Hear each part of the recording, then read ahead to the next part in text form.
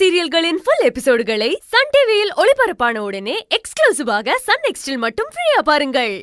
என் மனசுக்குள்ள நிறைய விட தெரியாத கேள்விங்க இருக்கு.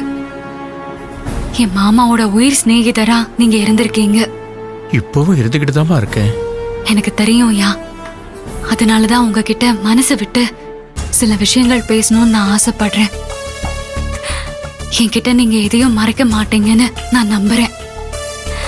ஏன்னா என்ன நம்பி மாமா நிறைய பொறுப்புகளை கொடுத்துட்டு போயிருக்காரு.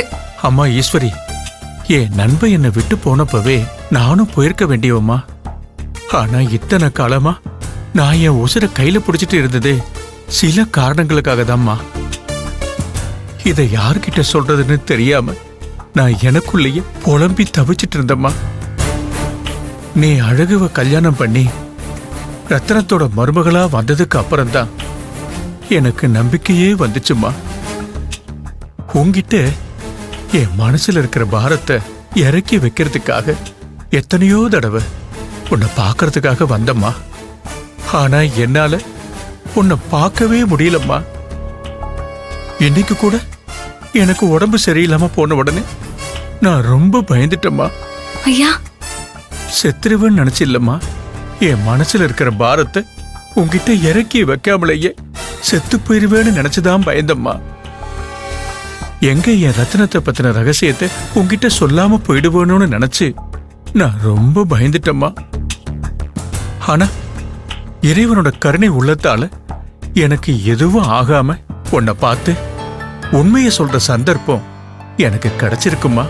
ஐயா, என் மாமாவை பத்தின சில கேள்விகள் என் மனசுக்குள்ள இருந்துச்சு. ஆனா என்னால அதை என் சின்னையா கிட்டையும் அத்தை கிட்டையும் கேட்க முடியல. வேற யார்கிட்ட கேக்குறதுன்னு எனக்கு தெரியலையா. நீங்க என் மாமாவோட ஃப்ரெண்டுன்னு தெரிஞ்சப்போ உங்ககிட்ட அவரை பத்தி நான் கேட்கணும்னு நினைச்சேன். ஆனா என்னால அது முடியாம போயிடுச்சு. அதுக்காக நான் உங்ககிட்ட மன்னிப்பு கேட்டுக்கிறேன். நீ எதுக்குமா மன்னிப்பு கேட்கிற? சில உண்மைகள் எப்ப வெளியே வரணும்னு நாம முடிவு பண்ண முடியாதுமா. காலமும் இறைவனும் தாமா முடிவு பண்ணணும். ஆமாங்க ஐயா, இதான் அந்த நேரம்னு நானும் நினைக்கிறேன். உங்க மனசுல இருக்கிற ரகசியத்தை என்கிட்ட சொல்லுங்க ஐயா. நான் யாருக்கும் பயப்பட மாட்டேன். என் அத்தைக்கும் சின்னையாவுக்கும் எந்த ஆபத்தும் வரவிடாம நான் பாத்துக்கிறேன் ஐயா. சரிம்மா. ஈஸ்வரி, எனக்கு குடிக்க கொஞ்சம் தண்ணி கொடுமா. கொண்டு வரையா.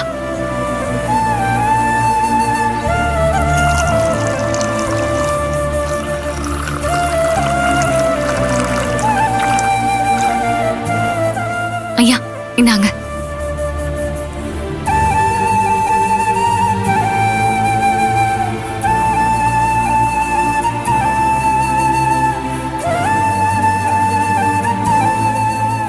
ஐயா சொல்லுங்க ஐயா.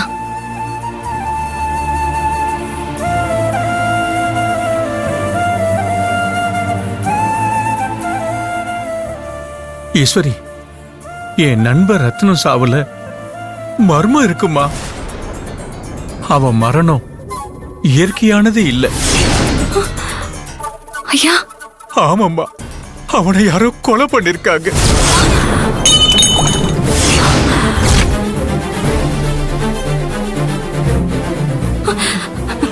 ஐயா, நீங்க என்ன சொல்றீங்க? நிஜமாதான் சொல்றீங்களா?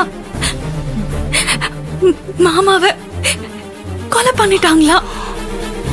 ஆமா ஈஸ்வரி, ஆமா.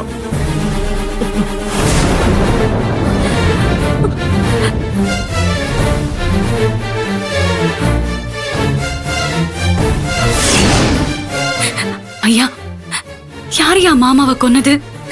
அந்த கொலைகார பாவி எவன்னு சொல்லுங்க ஐயா, சொல்லுங்க.